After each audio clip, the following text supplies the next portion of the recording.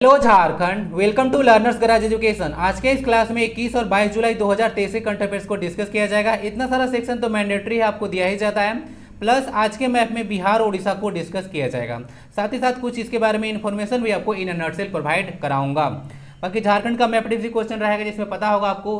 कुछ डिस्ट्रिक्ट दे देते हैं, आपको बोलते हैं कि पूर्व से पश्चिम या फिर उत्तर से दक्षिण लगाइए, इस तरह से क्वेश्चन, तो वो भी आपको मिलेगा एक क्वेश्चन। प्लस में एक डिस्ट्रिक्ट को डिटेल में हम लोग कवर करते हैं, पूरा रामकांड इसके बारे में बताया जाता है विथ मैप। तो क्लास काफी ज्यादा फ्रूटफुल रहेगा, थोड़ा सा बर्दाश्त करके एंड तक आप लोग बने रहिए, मजा आ जाएगा क्लास के एंड तक। बाकी क्या आपको पता है कि यह क्या है? बताइए कि क्या है, इनको देखिए और बताइए कि क्या है। मुझे भी पता चले, आप लोग आंसर दीजिए, मुझे भी पता चलना चाहिए कि देश और दुनिया के बारे में आपको कितना पता है। बाकी जो JSCGL के लिए एग्जाम के लिए जो काउंटडाउन शुरू किया गया था, उसमें मात्र 83 डेज बचा हुआ है। तो तैयारी आप लोग जबरदस्त तरीके से जारी रखिएगा। PDF टेलीग्राम पे मिलेगा, और भी बहुत सारा चीज़ के लिए टेलीग्राम से कनेक्ट जरूर रहिएगा। आप लोग वीडियो लाइक जरूर कर दीजिए, क्योंकि बहुत कम लाइक दे रहे हैं, और शेयर भी कीजिए, क्योंकि एजुकेशन और मोटिवेशन सोसाइटी में आगे बढ़ते रहना चाहिए। Let's care up. आज के मैप पे प्रैक्टिस का क्वेश्चन रहेगा ये वाला डिस्ट्रिक्ट, तो इसको आइडेंटिफाई कीजिए डिस्ट्रिक्ट को, और बताइए कि यह डिस्ट्रिक्ट का कौन सा है। डिटेल में डिस्कस करूंगा इस डिस्ट्रिक्ट को at the end of this video. पहला क्वेश्चन आता है, हाल ही में टीबी उन्मूलन के क्षेत्र में श्रेष्ठ कार्य करने के लिए झारखंड के किस जिले को गोल्ड मेडल प्रदान किया गया है? गुमला, पश्चिमी सिंहभूम, रांची या फिर धनबाद? सही आंसर इसका सही है, तो गोल्ड मेडल दिया गया है रांची को। यहाँ पे टीबी है ना, टीबी का मतलब होता है ट्यूबरकुलोसिस, और जो आप लोग टीवी देखते हैं वह टीबी होता है, देखते हैं वो टीबी होता है। तो टीबी और टीबी में डिफरेंस पता रखिएगा। तो टीबी उन्मूलन के लिए जो श्रेष्ठ कार्य करने के लिए जो गोल्ड मेडल दिया गया रांची को, उसके लिए कार्यक्रम जो हुआ था वाराणसी में हुआ था। ओके, तो पहले ही कार्यक्रम हुआ था, उसमें जो है अभी चुना गया है रांची को। तो टीबी दिवस जो है 24 मार्च को सेलिब्रेट किया जाता है, मतलब टीबी दिवस। ठीक है, टीबी के बारे में हम लोग जैसे अवेयरनेस फैलाते हैं, कोई भी डे अगर सेलिब्रेट किया जाता है तो उसका पर्पस क्या होता है? अवेयरनेस फैलाना। बाकी टीबी के लिए टीका भी लगता है BCG का, ध्यान रखिएगा। बैसिलस कैलमेट ग्यूरिन, पूछा जाता है कि BCG का टीका किस रोग के रोकथाम के लिए लगाया जाता है? तो याद रखिएगा टीबी के लिए। इसको यक्ष्मा भी कहा जाता है ना, ध्यान रखिएगा, टीबी को यक्ष्मा भी कहा जाता है। अब कुछ चीज़ बोल रहा हूँ, ध्यान सुनिएगा। वर्ल्ड से जो है टीबी को इरेडिकेट करने का, एलिमिनेट करने का जो टारगेट है वह 2023 तक है। भारत बोलता है कि 2025 में टीबी को खत्म कर देंगे, लेकिन झारखंड बोलता है कि आपसे सबसे आगे हम हैं। हम जो है ऐसे, मुझे ज़्यादा समय नहीं चाहिए, दिसंबर 2024 तक का समय दे दीजिए, टीबी को खत्म करके आपको दे दूंगा। ठीक है, तो झारखंड का टारगेट याद रखिएगा दिसंबर 2024 तक है टीबी उन्मूलन का। तो ये सब कुछ न्यूज निकल कर आ रहा है, तो पूछे जाने की संभावना ज़्यादा बन रहा है टीबी से क्वेश्चन, तो सारा चीज़ ध्यान में रखिएगा। झारखंड के स्वास्थ्य मंत्री बन्ना गुप्ता हैं, और पेयजल और स्वच्छता मंत्री मिथिलेश ठाकुर हैं। नेक्स्ट क्वेश्चन, हाल ही में रघुवर दास द्वारा लोकार्पित पुस्तक कुरमाली भाषा संस्कृति के साधक किस पर केंद्रित है? गजाधर महतो, हरिमन कोरवा, राजाराम महतो या फिर राधा कृष्ण? सही आंसर इसका सी है, राजाराम महतो जो है इसके राइटर नहीं है, इन पर केंद्रित है यह पुस्तक, ध्यान रखिएगा। कुरमाली भाषा संस्कृति के साधक, यहाँ पे कुरमाली जो है न्यूज में आया। आइए इसको, इसके बारे में थोड़ा सा इन्फॉर्मेशन आपको दे देते हैं। तो ये जो भाषा है वह ऑस्ट्रो एशियाटिक समूह से निकल कर आया है। ठीक है, यानी कि जो संथाल भाषा है उसी से बिलोंग करता है। ये झारखंड की द्वितीय राजभाषा में भी शामिल है। टोटल झारखंड में द्वितीय राजभाषा कितने हैं? तो 16 राजभाषा है। पहला तो आपका हिंदी है, तो उसमें ये भी शामिल है। एक और जैसे बुक से रिलेटेड न्यूज आ रहा था, इसको भी देख लीजिएगा। सरसैया पर पितामह एक पुस्तक है, जिसको लिखे हैं भावेश चंद्र मिश्र। अब इसको ना उपन्यास कहिए आप, तो ये जो है मैथिली उपन्यास है, याद रख लीजिएगा, और महाभारती कथा पर यह आधारित है। तो भावेश चंद्र मिश्र शिवांशु इसके राइटर हैं। ठीक है, उपन्यासकार बोलिए, राइटर तो नहीं बोल सकते हैं। तो सरसैया पर पितामह, पितामह किसको कहा जाता है? तो भीष्म पितामह को पितामह कहा जाता है। तो ये सारा चीज तो हो चुका है, सारा देख लिया आपने। ओके, अब यहाँ पे गजाधर महतो देखिएगा, तो गजाधर महतो पुटुस फुल के जो है राइटर हैं। हरिमन कोरवा ऐसे कोरवा डिक्शनरी को कंपाइल किए हैं। अब इसके इनके बारे में जो है प्रधानमंत्री नरेंद्र मोदी जो मन की बात है उसमें भी जो है इनको सराहना किया गया था इनके कार्यों के लिए। तो हरिमन कोरवा जो है डिक्शनरी को कंपाइल किए थे। बाकी राधा कृष्ण के नेतृत्व में आपको पता होगा पहला झारखंड में वृत्त चित्र बनाया गया था। ये सब कुछ इन्फॉर्मेशन याद रखिएगा। नेक्स्ट क्वेश्चन है, भारतीय मगरमच्छ को IUCN की रेड लिस्ट में किस श्रेणी में रखा गया है? ठीक है, तो ये क्वेश्चन अब यहाँ पे क्यों आ रहा है? लग रहा होगा कि नेशनल लेवल का क्वेश्चन है। ठीक है, तो ये क्यों आ रहा है पता चल जाएगा आपको।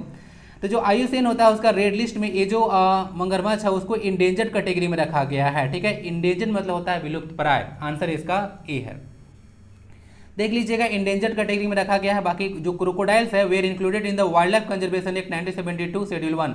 तो पूछ देगा कि जो इंडियन क्रोकोडाइल है उसको किस शेड्यूल में रखा गया है, क्योंकि न्यूज में निकल कर आ रहा है। तो ये क्वेश्चन आपको ये सब नहीं पूछेगी, ये क्वेश्चन पूछ जाने की संभावना JPSC में है कि JPSC पूछेगा कि किस शेड्यूल में रखा गया है वाइल्ड लाइफ प्रोटेक्शन एक्ट का, किस शेड्यूल में। चार्ट दे देगा शेड्यूल 1, 2, 3, 4, फिर आंसर करते रहिएगा। तो वाइल्ड लाइफ कंजर्वेशन एक्ट है, ध्यान रखिएगा 1972 का। ठीक है, फॉरेस्ट कंजर्वेशन एक्ट है 1980 का, उसका प्रोजेक्ट है वो 1973 में आया था। ये सब कुछ आप लोग को पता होना चाहिए। नेक्स्ट देख लीजिएगा, न्यूज में क्यों निकल कर आ रहा है।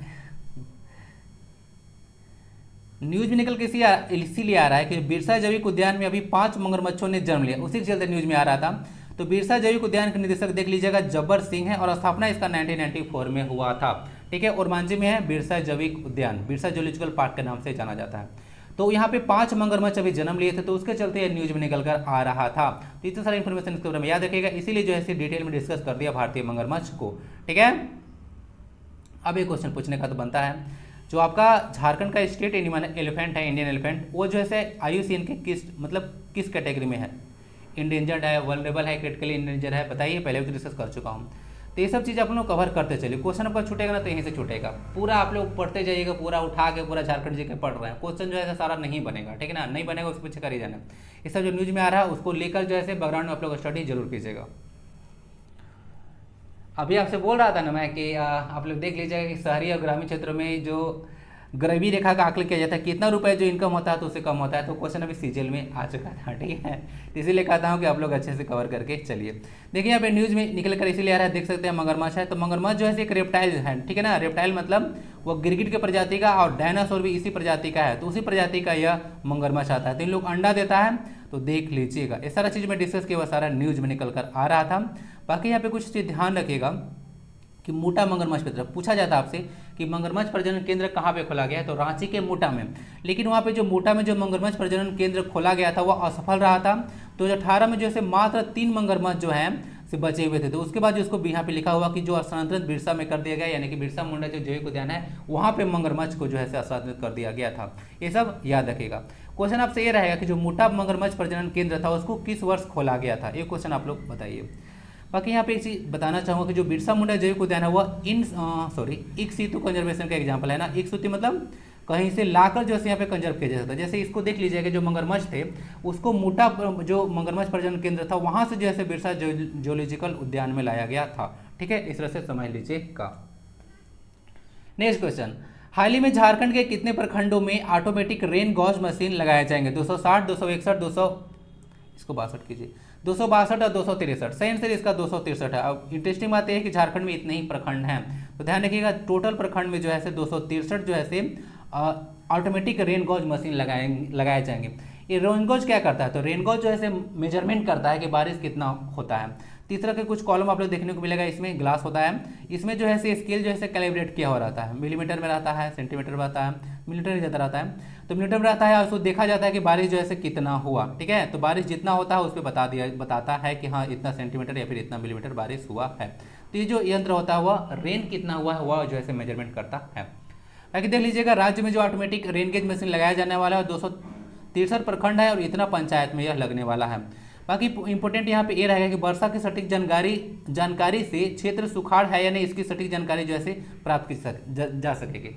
जैसे लास्ट ईयर क्या हुआ था ना कि बहुत सारा क्षेत्रों को सुखाड़ घोषित कर दिया गया था। उसके चलते क्या होता है कि सरकार जो है सरकार को बहुत सारा पैसा आवंटित करना होता है, क्योंकि सुखाड़ क्षेत्र घोषित होने पर उसको जो है देखिएगा तो जो मतलब जो बीमा होता है सबको बीमा देना पड़ता है, और भी तरह तरह का चीज़ जो है शुरू करना पड़ता है। तो अगर डेटा सही रहेगा कि हाँ कौन सा क्षेत्र सुखाड़ है, तब जो है उसके लिए पर्याप्त जो है योजना और जो धन होता है उसको आवंटित किया जा सकेगा। तो ये कुछ फायदा होने वाला है इस तरह से जो रेन गॉज लगाया जाएगा उससे। ठीक है,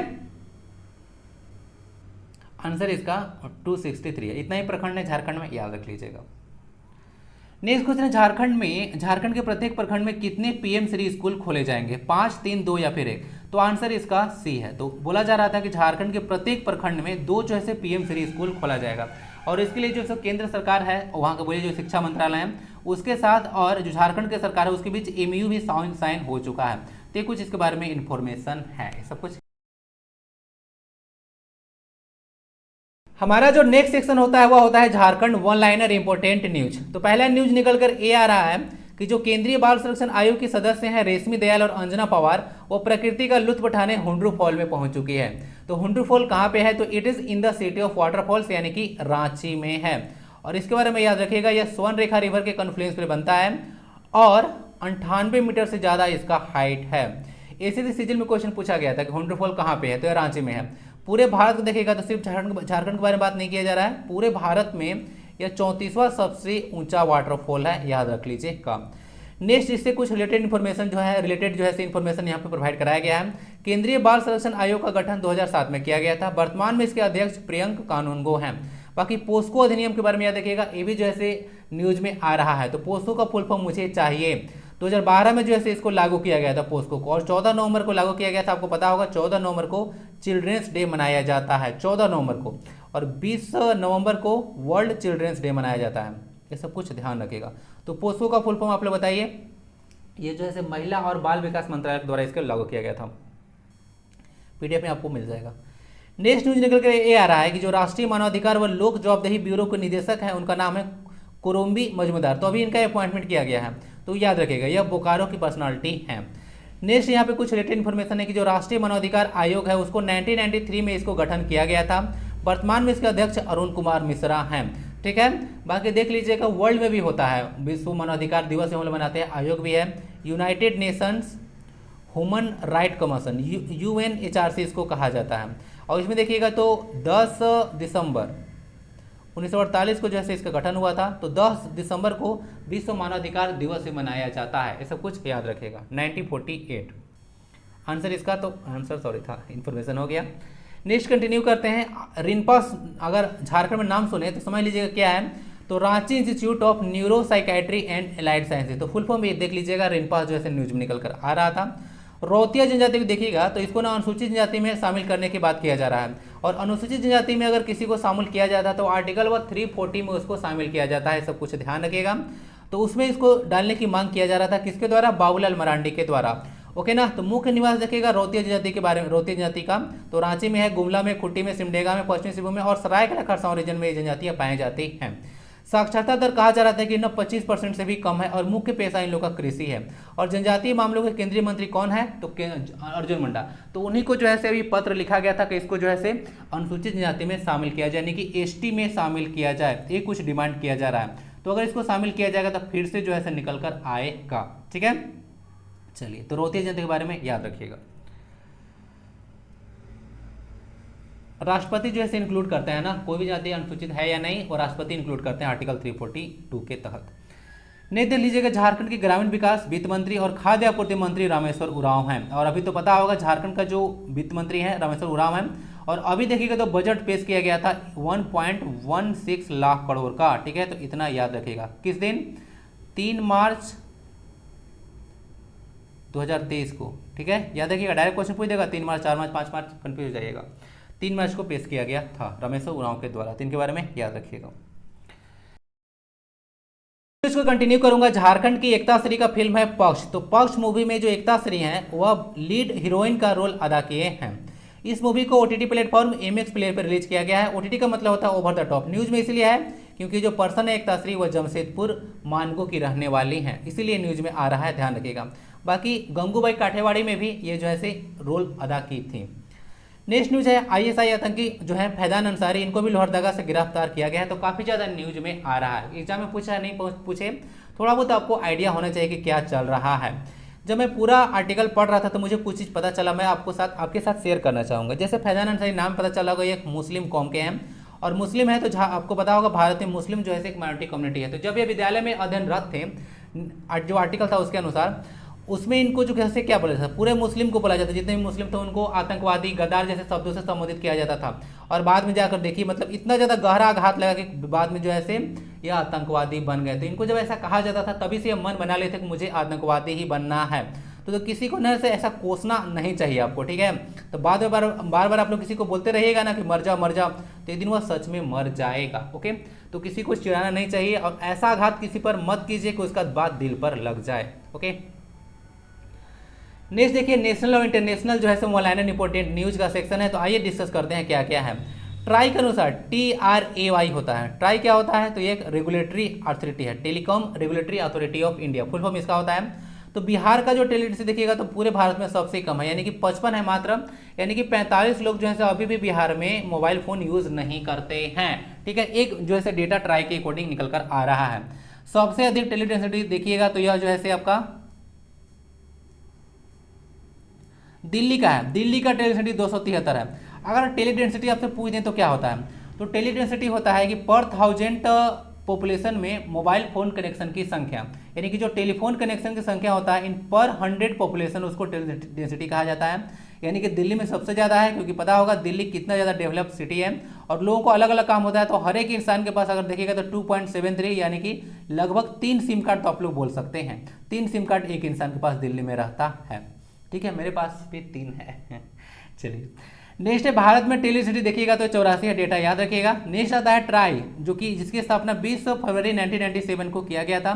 चेयरमैन अभी इसके पीडी वाघेला हैं, कुछ याद रखिएगा। 1997 में बिम्स्टेक की भी स्थापना किया गया था ना, BIMSTEC, Bay of Bengal Institute for Multi Sectoral and Economic Cooperation, याद रख लीजिएगा। नेक्स्ट अभी मंदिरों का महाकुंभ का आयोजन होने वाला है वाराणसी में, ठीक है ना, 22 से 24 जुलाई के बीच में। इसमें देखिएगा तो कुल मंदिर जो है वह 385, भारत के 385 और दूसरे देशों से भी जो है सिर्फ 35 मंदिर जो है इसमें हिस्सा लेंगे। तो याद रखिएगा अभी मंदिरों का महाकुंभ का आयोजन वाराणसी में होगा। वाराणसी को तो पता होगा, इसको स्पिरिचुअल कैपिटल ऑफ इंडिया भी कहा जाता है। नेक्स्ट है एडीबी के अनुसार, यानी कि एशियन डेवलपमेंट बैंक के अनुसार वर्तमान वित्त वर्ष के लिए भारत की जो वृद्धि दर होगा वह 6.4 रहने वाला है, यानी कि 2023-24 के लिए बोला जा रहा है। एडीबी की स्थापना 1966 में किया गया था। हेडक्वार्टर्स का मनीला फिलीपींस में है और ठीक है, तो मनीला कैपिटल भी है और करेंसी यहाँ पे पेसो चलता है। मनीला में देखिएगा तो ये जो है से जो राइस अनुसंधान, तो इंटरनेशनल राइस रिसर्च इंस्टीट्यूट है वो मनीला में ही है। भारत में देखिएगा तो यह कटक में है, जहाँ पर सुभाष चंद्र बोस जी का जन्मस्थली है, और झारखंड में यह हजारीबाग में है। तो सारा चीज़ याद रखिएगा एशियन डेवलपमेंट बैंक के बारे में। तो करेंसी भी कवर करा दिया, यहाँ पे पेसो आता है। राष्ट्रीय रक्षा प्रदर्शनी 2023 का आयोजन दक्षिण कोरिया में होगा, ध्यान रख लीजिएगा। राजधानी इसका सियोल है, करेंसी यहाँ पे ऊन चलता है, WON। साउथ कोरिया और नॉर्थ कोरिया दोनों में जो है से ऊन ही चलता है। दक्षिण कोरिया और उत्तरी कोरिया की सीमा आपको पता होगा 38th पैरेलल लाइन कहा जाता है, तो भूलिएगा नहीं, स्टैटिक में काफी इंपॉर्टेंट क्वेश्चन है। नेक्स्ट क्वेश्चन पर डबल टिक लगा लीजिएगा, क्वेश्चन पूछा ही जाएगा। हेनले पासपोर्ट इंडेक्स में भारत की रैंक अभी क्या है, तो 2023 में जो आया था रैंक, उसमें भारत का रैंक 80वां है। 5 स्थान की जो है छलांग भारत ने लगाया है, यानी कि पहले जो है 50वें स्थान पे था, अभी 2023 में 80वां स्थान पे है। शीर्ष स्थान जो है सिंगापुर का रहा है और सबसे अंतिम स्थान पर जो है अफगानिस्तान था और पाकिस्तान पीछे से चौथा स्थान पे था, ठीक ना, ध्यान रखिएगा। तो जो अपना है सो टॉप पे है, इतना कम से कम आपको पता होना चाहिए। सबसे अफगानिस्तान के बारे में देख लीजिएगा, कुछ भी इंडिकेटर आता है उससे पाकिस्तान अफगानिस्तान को काफ़ी नीचे रखा जा रहा है।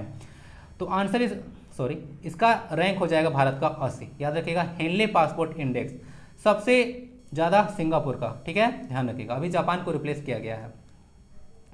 नेक्स्ट न्यूज निकल के आ रहा है कि कुनू नेशनल पार्क, डिस्कस कर रहा था कुनू नेशनल पार्क के बारे में। तो मध्य प्रदेश में यह कुनू नेशनल पार्क है, तो उसके भीतर अभी एक चीता का मौत हो गया था। 8 जो चीते लाए गए थे उसमें एक का मौत हो गया था, तो उसका नाम ना सूरज था। तो डायरेक्ट पूछ देगा कि जो चीते का मौत हुआ तो उसका नाम क्या था, तो सूरज, याद रखिएगा। ये चीते नामीबिया से सारे मंगवाए गए थे, आपको पता होगा। 17 सितंबर को, ठीक है ना, 17 सितंबर को प्रधानमंत्री नरेंद्र मोदी जी का 72वां जो है जन्म दिवस था, उसके उपलक्ष्य में 8 चीते नामीबिया से मनाए गए थे, ठीक है। तो 8 चीते थे, 9वां महीना सितंबर आता है, 8 9 जोड़ दीजिएगा तो 17 आ जाएगा, यानी 17 सितंबर को इनका बर्थडे था। और 7 अब 1 जोड़िएगा तो भी जो है 8 आएगा, ठीक है। चलिए, नामीबिया का राजधानी जो है विंथोएक है, मुद्रा यहाँ पे नामीबियन डॉलर चलता है। तो कवर करा दिया ना, बोला था पहले कि नामीबिया को भी कवर करा दूंगा, तो आज कवर करा दिया। देखिए 9th जो है फीफा वुमेन्स वर्ल्ड कप जो 2023 में हो रहा है, वो ऑस्ट्रेलिया और न्यूजीलैंड में हो रहा है। तो विजेता कौन होगा वो आपको पता चलेगा। फॉर द टाइम याद रखिएगा, 9th है FIFA Women's World Cup 2023, Australia और न्यूजीलैंड में हो रहा है। 20 जुलाई 2023 को जारी रैंकिंग में भारत का स्थान 99 है। यहाँ पे छूट गया है, PDF इसको सही करूँगा, ठीक है। देखिए 20 जुलाई 2022 को ना फीफा ने रैंकिंग जारी किया, ठीक है। फीफा का जो रैंकिंग जारी हुआ उसमें जो है 99वां स्थान पे भारत रहा। देखिए पहले मैं डिस्कस किया था 100वां स्थान पे, तो जो लोग करंट अफेयर्स देखे होंगे पहले, ओके, वो लोग जैसे एग्जाम में 100वां स्थान लगा कर आ जाएंगे तो गलत होगा। ये सब कुछ डेटा ऐसे होते हैं जो टाइम टू टाइम चेंज होते रहता है, ठीक है, इसलिए डेली आपको अपडेट रहना पड़ेगा।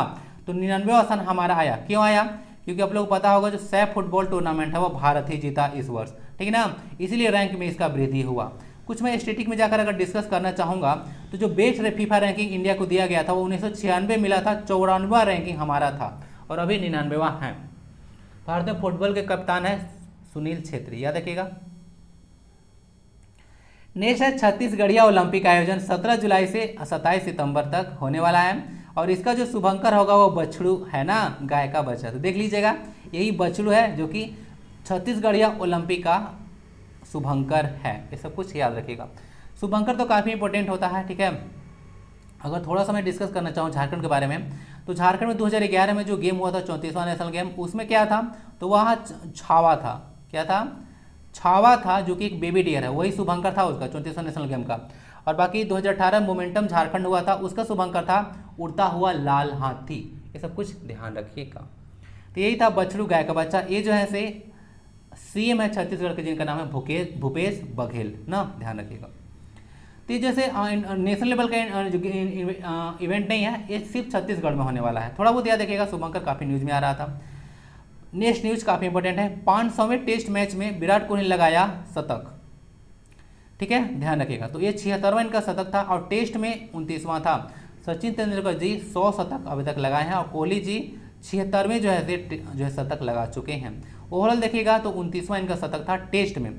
First player to do so, यानी कि टेस्ट में देखिएगा तो 500वां मैच में अभी तक कोई शतक नहीं लगा पाया था। तो कोहली तो रिकॉर्ड पे रिकॉर्ड बनाते रहते हैं, तो देख लीजिएगा।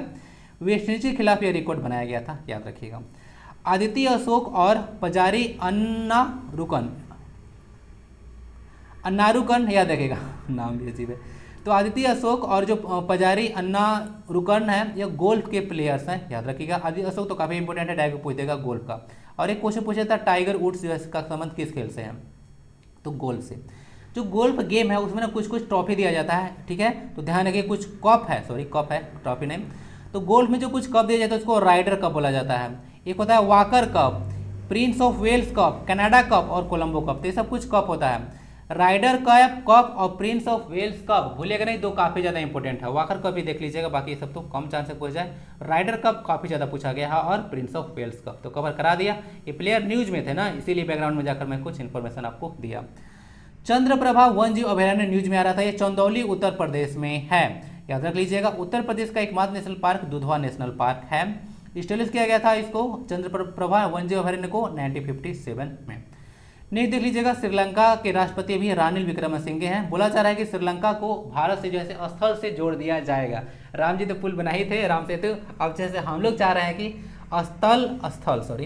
स्थल से जो है भारत और श्रीलंका जुड़े। प्रधानमंत्री यहाँ के देख लीजिएगा दिनेश गुणवर्धने हैं। राजधानी इसका श्री जयवर्धनपुरी कोटे है। मुद्रा यहाँ का रुपया चलता है, ठीक है। श्रीलंकन रुपी इसको कहा जाता है, मुद्रा यहाँ पर रुपी ही चलता है। बाकी दो यहाँ पे कंट्री न्यूज में आ रहा था, तो उसका कैपिटल करेंसी यहाँ पे कवर किया गया है। बेलारूस को देख लीजिएगा, यूरोप में कंट्री है, राजधानी इसका मिन्स है और बेलारूसी रूबल यहाँ पे चलता है। रशिया की भी करेंसी रूबल ही है। पोलैंड को देख लीजिएगा, यूरोप में कंट्री है, कैपिटल इसका वार्सा है, करेंसी यहाँ पे जुलोटी चलता है। आज के मैप में कवर करना था उड़ीसा को और बिहार को, तो सबसे पहले उड़ीसा को देखेंगे। तो उड़ीसा को यहाँ पे देख लीजिए मैप में, किसके साथ सीमा साझा करता है उड़ीसा। तो इधर आंध्र प्रदेश हो गया, इधर छत्तीसगढ़ हो गया, झारखंड के साथ सीमा लगता है और इधर वेस्ट बंगाल। टोटल 4 स्टेट के साथ जो है सीमा साझा करता है। यहाँ पे कुछ अगर नेशनल पार्क में डिस्कस करना चाहूँ तो एक होता है सिमलीपाल नेशनल पार्क है, और एक है आपका गहिरमठ जो है से वाइल्ड लाइफ सेंचुरी ना, गहिरमठ जो है वाइल्ड लाइफ सेंचुरी। तो दो चीज़ कम से कम यहाँ पे याद रखिएगा, सिमलीपाल ये इंपॉर्टेंट है और गहिरमठ जो है वाइल्ड लाइफ सेंचुरी याद रखिएगा। जो गहिरमठ वाइल्ड लाइफ सेंचुरी है ना, ओलिव रिडली टर्टल्स के लिए फेमस है, ठीक है। ये सब कुछ याद रखिएगा। बाकी यहाँ पे व्हीलर आइलैंड भी आपको देखने को मिलेगा, जिसको अब अब्दुल कलाम द्वीप के नाम से जाना जाता है,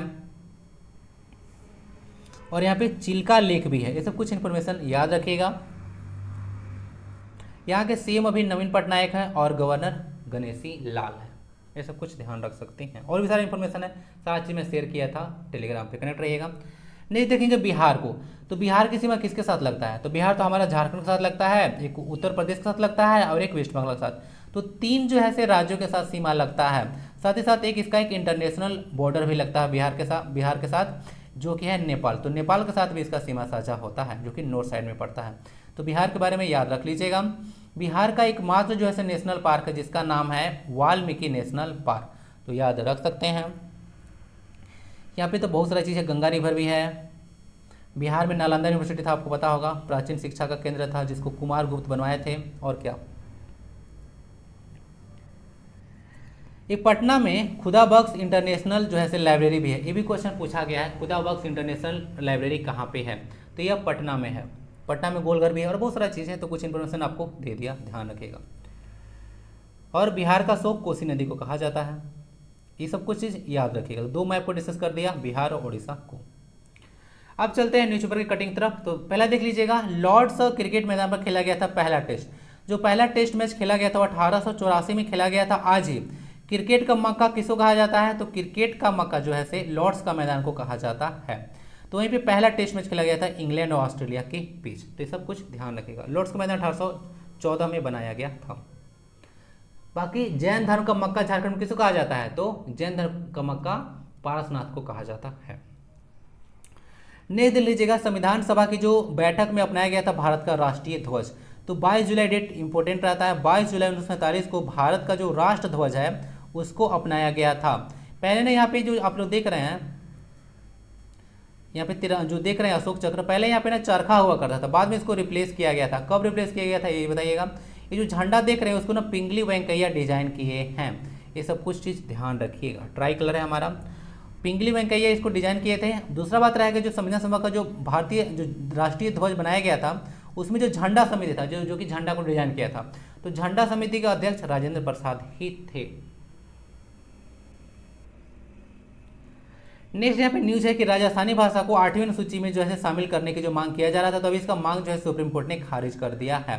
तो कुछ चीज याद रखेगा राजस्थानी भाषा के बारे में। राजस्थानी भाषा पश्चिमी हिंदी के अंतर्गत आता है ना, ध्यान रखिएगा, पश्चिमी हिंदी के अंतर्गत आता है। और पश्चिमी हिंदी में टोटल 5 जो है भाषाएं आती हैं। हिंदी भी जैसे पश्चिमी भाषा में ही आता है, सॉरी पश्चिमी हिंदी के अंतर्गत ही आता है। तो आपके एग्जाम के लिए इंपॉर्टेंट नहीं है, चाहे तो आप लोग वीडियो को 1 मिनट स्किप कर सकते हैं। कोई चीज़ मैं यहाँ पे शेयर करना चाहूँगा। एक जगह है नवाडी बोकारो में, तो यहाँ पे सड़क तो छोड़िए, यहाँ पे कच्चा सड़क ही नहीं, यानी आने जाने का कोई रास्ता ही नहीं था। तो जब यहाँ पे बेटियों का शादी लगता था तो उन लोगों का शादी कैंसिल कर दिया जाता था। दूल्हे वाले साइड एक कहते थे कि बारात लेकर कैसे आएंगे। देखिए इतना सारा सिचुएशन कहीं कहीं खराब है। तो हम लोग बात करते हैं प्रधानमंत्री ग्रामीण सड़क योजना चल रहा है और इस तरह का देखिए ग्राम में ये हाल है। तो मेरा कहना यह है कि जो सड़क योजना आप चलाकर रखे हैं वो आखिर काम कहाँ कर रहा है। इस तरह का क्षेत्र को पहचान करके अरे कम से कम कच्चा सड़क भी तो आप लोग बना दो भाई। बहुत सारा आप लोग ना 100% इलेक्ट्रीफाई कर दिए। आइए ना बहुत सारा जगह आपको दिखाते हैं जहाँ पे बिजली तो छोड़िए खंभा भी नहीं लगा हुआ है। तो अगर ये सब जो अधिकारी हैं उन लोग को सुध लेना चाहिए और ये सब क्षेत्रों में त्वरित जो है से काम करवाना चाहिए। ठीक है, भारत बहुत आगे बढ़ रहा है, चंद्रयान 3 लॉन्च कर दिए और इस तरह से न्यूज दिखाइएगा तो फिर कैसे होगा। ठीक है, तो ध्यान रखिएगा, आप लोग कोई डिपार्टमेंट में जाइएगा तो इस तरह का हरकत आपके जो है जिले में या कहीं भी नहीं होना चाहिए क्षेत्रों में। ये सब का ध्यान रखें, डिपार्टमेंट को अवेयर कराइएगा ताकि ये सब हरकत न हो सके। नेक्स्ट देख लीजिएगा, पहली बार किसी देश की महिला को मिली प्रधानमंत्री पद की जिम्मेदारी। तो आप लोग हिस्ट्री पोर्शन में पढ़े होंगे कि जो एस भंडार नायक थे विश्व की पहली महिला प्रधानमंत्री थी जो कि 1960 में जो है से बनी थी। ठीक है, ध्यान में रख लीजिएगा।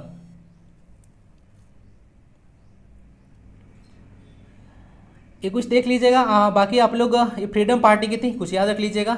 यूपीएससी क्वेश्चन पूछ सकती है क्योंकि पहले है फ्रीडम पार्टी या फिर जेपीसी पूछा जा सकता है। नेक्स्ट यहाँ पे ये आ रहा है कि हाँ यहाँ पे देख लीजिएगा 1972 में सिरिमाओ, इनका एस जो नाम है ना उसका मतलब सिरिमाओ होता है।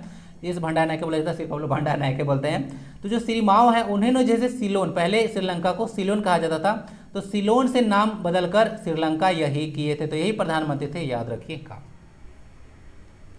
ये क्वेश्चन आपके लिए पूछना चाहूँगा, विश्व की पहली महिला राष्ट्रपति कौन थी? विश्व की पहली महिला राष्ट्रपति कौन थी बताइए जरा। यह अर्जेंटीना के हैं, ठीक है ना, अर्जेंटीना भी फीफा वर्ल्ड कप चैंपियन। अब यहाँ पे मैथमेटिक्स क्वेश्चन है। 4 जिले हैं, लोहरदगा, धनबाद, रामगढ़ और बोकारो। इसको आपको पश्चिम से पूर्व के क्रम में लगाना है। 4 हैं, लोहरदगा, धनबाद, रामगढ़, बोकारो। आइए इसको मैप में देख लेते हैं। तो सबसे पश्चिम में कौन सा आएगा? तो सबसे पहले आ रहा है लोहरदगा, उसके बाद रामगढ़ आएगा, उसके बाद बोकारो और फिर धनबाद आएगा, यानी कि LRBD ए ऑर्डर रहेगा। लोहरदगा, रामगढ़, बोकारो और धनबाद। लोहरदगा, रामगढ़, बोकारो और धनबाद, ये है ऑप्शन नंबर बी में, तो बी इसका आंसर हो जाएगा। तो इस तरह से आपको मैथमेटिक्स क्वेश्चन करके चलना है। बहुत दिन हो गया, आज डिस्कस कर देता हूँ। झारखंड का देखिएगा तो आकृति लगभग चतुर्भुजाकार है, आपको पता होगा। टोटल एरिया तो पता होगा 79714 स्क्वायर किलोमीटर है, कहीं कहीं डेटा 6 भी मिल जाएगा। हेक्टेयर में पूछेगा तो 79.70 लाख हेक्टेयर लगा लीजिएगा, जहाँ पर 38 लाख हेक्टेयर कृषि योग्य भूमि है। इसका पूर्व से पश्चिम तक लंबाई जो है 403 यानी कि 463 किलोमीटर है, और पूर्व से पश्चिम तक और उत्तर से दक्षिण तक है 380 किलोमीटर। ये कुछ ध्यान रखिएगा। सबसे पूर्वी और उत्तरी जिला साहेबगंज पड़ता है, सबसे पश्चिमी गढ़वा है, सबसे दक्षिणी जिला जो है से आपका ये पड़ेगा वेस्ट सिंहभूम। ये सब कुछ चीज़ ध्यान रखिएगा। 5 जो है से जिले ऐसे हैं जो कि 2 राज्यों के साथ सीमा को टच करते हैं, एक जिला ऐसा है जो कि 3 राज्यों के साथ सीमा साझा करता है, और एक जिला ऐसा है जो कि 4 राज्यों के साथ सीमा साझा करता है। वो झारखंड का नहीं है, उत्तर प्रदेश का सोनभद्र जिला है। चलिए वो जो डिस्ट्रिक्ट पूछा गया था आपसे शुरू में, वो डिस्ट्रिक्ट का नाम है कोडरमा। तो कोडरमा के बारे में डिटेल में डिस्कस करने वाला हूं। तो कोडरमा की स्थापना 10 अप्रैल 1994 को किया गया था। एरिया इसका 1665 किलोमीटर स्क्वायर है। देखिए लास्ट क्लास में क्या हुआ था कि वहाँ पे दिया गया था 1865 लिखा गया था दुमका डिस्ट्रिक्ट की स्थापना। तो टाइप करने में कभी 5 की जगह बने 6 टाइप हो जाता था। बाद में उसको देखा तो एक स्टूडेंट की तरफ बोला कि सर 55 होगा, तो जी हाँ 55 ही होगा। ए भी आज वैसे ही टाइप हो रहा था, ए भी जैसे 1665 टाइप हो गया था। फिर मुझे ध्यान आया तो इसको मैं सही किया। तो थोड़ा सा मिस्टेक हो जाता है, तो आप लोग उसके लिए टेंशन मत लिया कीजिए। मैं इसको जो है फिर से वेरीफाई करता हूँ और PDF में सही करके प्रोवाइड करा देता हूँ, तो आप लोग उसके लिए टेंशन मत रहा कीजिए। तो देख लीजिएगा 1994 में इसको स्थापना किया गया था हजारीबाग से। एरिया इसका 1655 स्क्वायर किलोमीटर है। इसमें एक सब डिवीजन है और ब्लॉक की संख्या यहाँ पे 6 है। म्यूनिसिपल कॉर्पोरेशन में यहाँ पे 3 है और गांव की संख्या टोटल 717 है। डेटा ऑफिशियल वेबसाइट पे इतना ही था।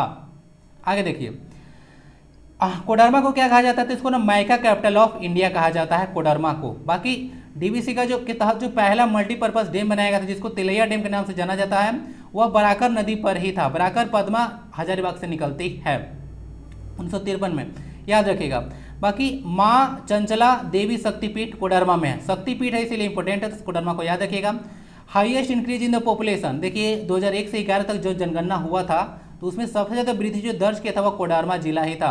अभी 2021 में जो जनगणना आएगा उसमें तो सारा डेटा आपको देखने को मिलेगा कि क्या होता है। फॉर द टाइम में याद रखिएगा जो 2011 की जनगणना था उसमें सबसे ज़्यादा वृद्धि दर था कोडरमा का, और यहाँ पे माकामारो जो है से हिल्स भी है कोडरमा में। तो इतना सारा कुछ इन्फॉर्मेशन याद रखिएगा। ये डिस्ट्रिक्ट है कोडरमा। आइए बड़े मैप में देख लेते हैं। तो यहाँ पे रहा कोडरमा कितने डिस्ट्रिक्ट के साथ सीमा साझा करता है, तो इधर गिरिडीह है और इधर हजारीबाग है। तो 2 जिलों के साथ ये सीमा साझा करता है, और यह नूर छोटा नागपुर परगना में पड़ेगा, जो कि सबसे बड़ा परगना है। टोटल 7 डिस्ट्रिक्ट इसमें आते हैं, हेडक्वार्टर हजारीबाग में ही है।